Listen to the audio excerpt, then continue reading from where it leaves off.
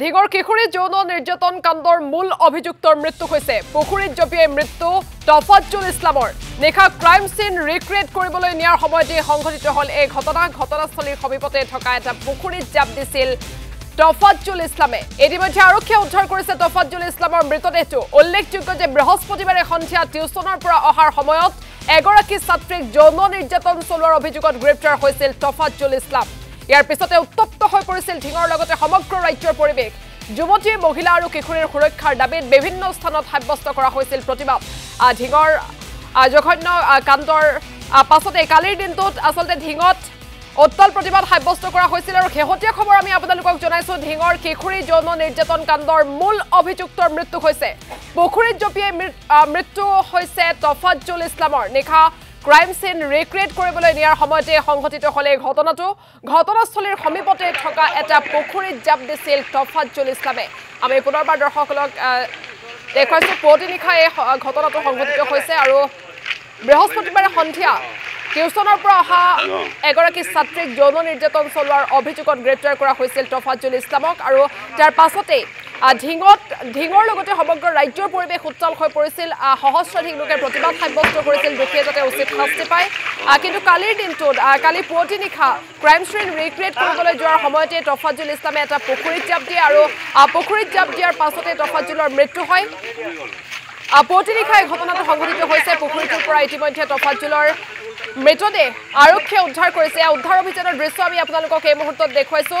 যি স্থানত আচলতে সেই নাৰকীয় কাণ্ডটো সংঘটিত হৈছিল ছাত্ৰীগৰাকীৰ সৈতে যি জঘন্য কাণ্ড সংঘটিত হৈছিল তাৰ সমীপতে থকা এই পুখুৰীটোত জাপ দিছিল তফাজ্জুল ইছলামে ক্ৰাইম সিন ৰিক্ৰিয়েট কৰিবৰ বাবে আৰক্ষীয়ে লৈ গৈছিল আৰু পুৱতি নিশা এই পুখুৰীটোতে জাপ দিছিল তফাজ্জুল ইছলামে পুখুৰীটোত জাপ দিয়াৰ লগে লগে মৃত্যু হৈছিল তফাজ্জুলৰ মৃতদেহ পুখুৰীটোৰ পৰা ইতিমধ্যে উদ্ধাৰ কৰিছে উদ্ধাৰকাৰী দলে দৃশ্য আপোনালোকক এই মুহূৰ্তত পোনপটীয়াকৈ দেখুৱাইছো আমি পুনৰবাৰ উল্লেখ কৰিছো বৃহস্পতিবাৰে সন্ধিয়া ঢিঙত সংঘটিত হৈছিল সেই বৰ্বৰ ঘটনা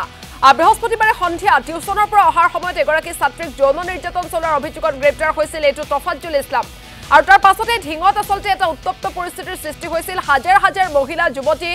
কিশোৰী সকলো ওলাই আহিছিল প্ৰতিবাদ সাব্যস্ত কৰিছিল ঢিঙত দীৰ্ঘদিনৰ পৰা এনে ধৰণৰ বিভিন্ন ধৰণৰ ঘটনা সংঘটিত হৈছিল স্প্ৰে গেঙৰ সন্ত্ৰাসৰ পৰা আৰম্ভ কৰি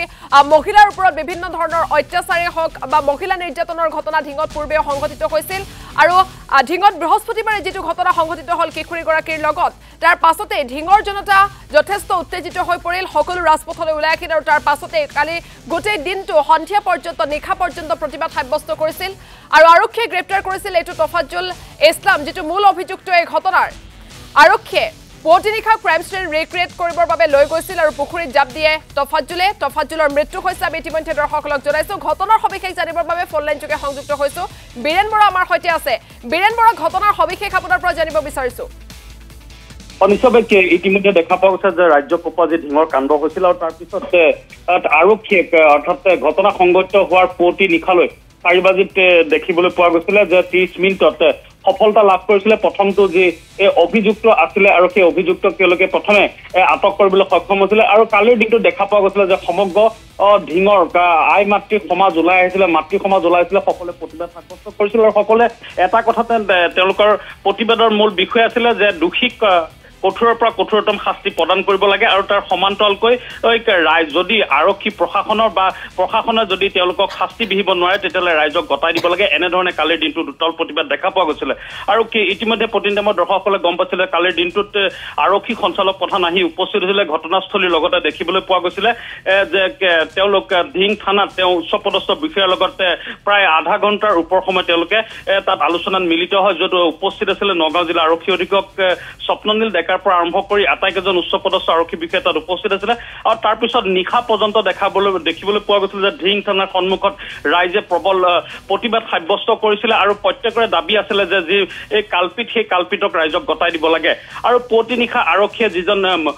অভিযুক্ত অৰ্থাৎ মূল অভিযুক্ত তাফাজ্জুল ইছলাম সেই তাফাজ্জুল ইছলামক ঘটনাস্থলীলৈ লৈ গৈছিল আৰু চিন ক্ৰিয়েট কৰা ৰিক্ৰিয়েশ্যনৰ কাৰণে তেওঁলোকে যেতিয়া তালৈ গৈছিল আৰু সেই তাৰ কাষত যি ঘটনাস্থলী আছিলে বৰভেটি আৰু ঢিং বৰভেটি আৰু তাৰ কাষতে যি পুখুৰী আছিলে সেই পুখুৰীত তেওঁ বাগৰি যায় আৰু বাগৰি যোৱাৰ পিছত আৰক্ষীয়ে বহু সময় বিচাৰিছিল যদিও তেওঁ মৃতদেহ উদ্ধাৰ কৰা নাছিলে মাত্ৰ কেইটামান মুহূৰ্তৰ আগতে তাফাজ্জুলৰ মৃতদেহ এই মুহূৰ্তত আৰক্ষীয়ে উদ্ধাৰ কৰিছে আৰু যি তিনিটাকৈ কালপিত আছিলে তাৰ ভিতৰত প্ৰথমটো কালপিত ইতিমধ্যে মৃত্যুমুখত পৰিছে বুলি প্ৰটিন টাইমত দৰ্শকসকলক জনাব পৰা হৈছো যে ৰাইজৰ যি প্ৰবল দাবী আছিলে আৰু ঘটনাক লৈ যি প্ৰতিবাদ আছিলে সেই প্ৰতিবাদৰ মূল অভিযুক্ত আছিলে তাফাজ্জুল ইছলাম আৰু সেই তাফাজ্জুল ইছলাম বৰ্তমান মৃত্যুক আঁকোৱালি লৈছে তেওঁ আৰক্ষীয়ে যি চিন ক্ৰিয়েট কৰিবলৈ লৈ গৈছিল আৰু তাৰ পৰাই তেওঁ পিছলি পানীত পৰাৰ পিছত নিশাটো তেওঁলোকে বিচাৰিছিল অৰ্থাৎ আজিও দেখাবলৈ পোৱা গৈছিলে প্ৰায় 4 মান বজাত তেওঁলোকে সেই স্থানলৈ লৈ গৈছিলে আৰু আৰক্ষীৰ বৃহৎ দলৰ মাজৰ পৰা পানীত পিছৰি পৰে তাফাজ্জুল ইছলাম আৰু পৰাৰ ফলত তেওঁলোকে বহু সময় ধৰি সেই মৃতদেহ তাত বিচাৰিছিলে যদিও পোৱা নাছিল আৰু মাত্ৰ কেইটামান মুহূৰ্তৰ আগতে মৃতদেহ তাত পোৱা গৈছে আৰু ইতিমধ্যে মৃত বুলি আৰক্ষীৰ সূত্ৰত প্ৰকাশ পাইছে আইচিংফা হয় বীৰেন বৰা আপোনাক এই মুহূৰ্তত ধন্যবাদ জ্ঞাপন কৰিছো আপুনি শেহতীয়া তথ্যখিনি দৰ্শকসকলক জনালে আমি পুনৰবাৰ দৰ্শকসকলক জনাইছো ঢিঙৰ কিশোৰী যৌন নিৰ্যাতন কাণ্ডৰ মূল অভিযুক্তৰ মৃত্যু হৈছে পুখুৰীত জঁপিয়াই মৃত্যু হৈছে তাফাজ্জুল ইছলামৰ নিশা ক্ৰাইম চিন ৰিক্ৰিয়েট কৰিবলৈ নিয়াৰ সময়তে সংঘটিত হ'ল এই ঘটনা ঘটনাস্থলীৰ সমীপতে থকা এটা পুখুৰীত জাপ দিছিল তাফাজ্জুল ইছলামে ইতিমধ্যে আৰক্ষীয়ে উদ্ধাৰ কৰিছে তাফাজ্জুল ইছলামৰ মৃতদেহটো আমি উদ্ধাৰ অভিযানৰ দৃশ্য আপোনালোকক সমান্তৰালকৈ দেখুৱাইছো উল্লেখযোগ্য যে বৃহস্পতিবাৰে সন্ধিয়া টিউচনৰ পৰা অহাৰ সময়ত এগৰাকী ছাত্ৰীক যৌন নিৰ্যাতন চলোৱাৰ অভিযোগত গ্ৰেপ্তাৰ কৰা হৈছিল তাফাজ্জুল ইছলামক ইয়াৰ পিছতে ঢিঙৰ পৰিৱেশ উত্তপ্ত হৈ পৰিছিল হাজাৰ হাজাৰ পুৰুষ মহিলাই পৰিৱেশ উত্তাল কৰি তুলিছিল প্ৰতিবাদ সাব্যস্ত কৰিছিল দুখীয়ে যাতে উচিত শাস্তি পায় যুৱতী মহিলাসকলক আৰক্ষীয়ে সুৰক্ষা দিয়াত ব্যৰ্থ হৈছে আৰক্ষী প্ৰশাসনে যাতে মহিলাসকলক উচিত সুৰক্ষা প্ৰদান কৰে তাৰ বাবে দাবী উত্থাপন কৰিছিল হাজাৰ হাজাৰ লোকে আৰু তাৰ পাছতে কালিৰ দিনটোত ঢিঙৰ এই পৰিস্থিতিৰ বুজ ল'বলৈ ডিজিপি জিপি সিং ঘটনাস্থলীত গৈ উপস্থিত হৈছিল ডিজিপি গৰাকীয়ে কালি বহু সময় ধৰি ঢিঙত কটাইছে তেওঁ সমগ্ৰ ঘটনাৰ বুজ লৈছে কালিৰ দিনটোত ঢিঙৰ যিগৰাকী নিৰ্যাতিতা কিশোৰী আছিল সেই কিশোৰীগৰাকীৰ ঘৰত মন্ত্ৰী পীযুষ হাজৰিকা গৈ উপস্থিত হৈছে মুঠৰ ওপৰত ঢিঙৰ যি ঘটনা এই ঘটনাই আচলতে সমগ্ৰ ৰাজ্য কালিৰ দিনটোত উত্তাল কৰি তুলিছিল আৰু তাৰ পাছতে যিজন মূল অভিযুক্ত তাফাজ্জুল ইছলামক আৰক্ষীয়ে গ্ৰেপ্তাৰ কৰিছিল পুৱতি নিশা ক্ৰাইম চিন ৰিক্ৰিয়েট কৰিবৰ বাবে তাফাজ্জুল ইছলামক লগত লৈ আৰক্ষীয়ে অভিযান চলাইছিল আৰু সেই সময়তে ক্ৰাইম চিন ৰিক্ৰিয়েট কৰিবলৈ নিয়াৰ সময়তে ঘটনাস্থলীৰ সমীপতে থকা পুখুৰীটোত পৰি যায় তাফাজ্জুল ইছলাম আৰু তাফাজ্জুল ইছলামে মৃত্যুক আঁকোৱালি লয় পুৱতি নিশা সংঘটিত এই ঘটনাৰ পাছতে আৰক্ষীয়ে লগে লগে উদ্ধাৰ অভিযান চলাই যদিও কিছু মুহূৰ্তৰ পূৰ্বে তাফাজ্জুল ইছলামৰ মৃতদেহ উদ্ধাৰকাৰী দলে উদ্ধাৰ কৰিবলৈ সক্ষম হৈছে আৰু আৰক্ষীৰ সূত্ৰই তাফাজ্জুল ইছলামৰ মৃত্যু হোৱা বুলি ইতিমধ্যে প্ৰকাশ কৰিছে এটা কথা কয় নহয় ভগৱান বোলা এজন আছে এই ক্ষেত্ৰত আমি ঢিংবাসী ৰাইজৰ যোৱা ঘটনাটো সংঘটিত হোৱাৰ পৰা এটা তীব্ৰ প্ৰতিবাদ আছিলে তীব্ৰ দাবী আছিলে যে দোষীক এনকাউণ্টাৰ কৰিব লাগে কিন্তু আৰক্ষীয়ে এনকাউণ্টাৰ নকৰিলেও তাৰ ফল আৰক্ষীৰ সন্মুখতে তেওঁ নিজে পানীত জঁপিয়াই যিধৰণে মৃত্যুবৰণ কৰিলে ইয়াক লৈ ঢিংবাসী ৰাইজ সুখী আৰু সেই যি কণমানি নাবালিকাগৰাকী আছিলে তাই ন্যায়ৰ ক্ষেত্ৰত কিছু হ'লেও আমি সকাহ পোৱা যেন অনুভৱ কৰিছোঁ কাৰণ এটা দীঘলীয়া প্ৰচেষ্টাত চৰকাৰী ধনৰ ভাত খুৱাই থকাতকৈ এই যিটো আজি সংঘটিত হ'ল ঘটনা যে পুৱাই এটা ভাল খবৰ ঢিংবাসীৰ বাবে কিছু আশাৰ ৰেঙনি আহিছে ঢিংবাসীৰ মাজত আৰু এই অপৰাধীৰ ক্ষেত্ৰত যাতে কোনো ধৰণৰ কম্প্ৰমাইজ নহয় বাকী থকা দুগৰাকীৰ ক্ষেত্ৰতো যাতে আৰক্ষীয়ে নহ'লে ভগৱানেও এনেকুৱা এটা দৃষ্টিৰেই নিক্ষেপ কৰে তাকে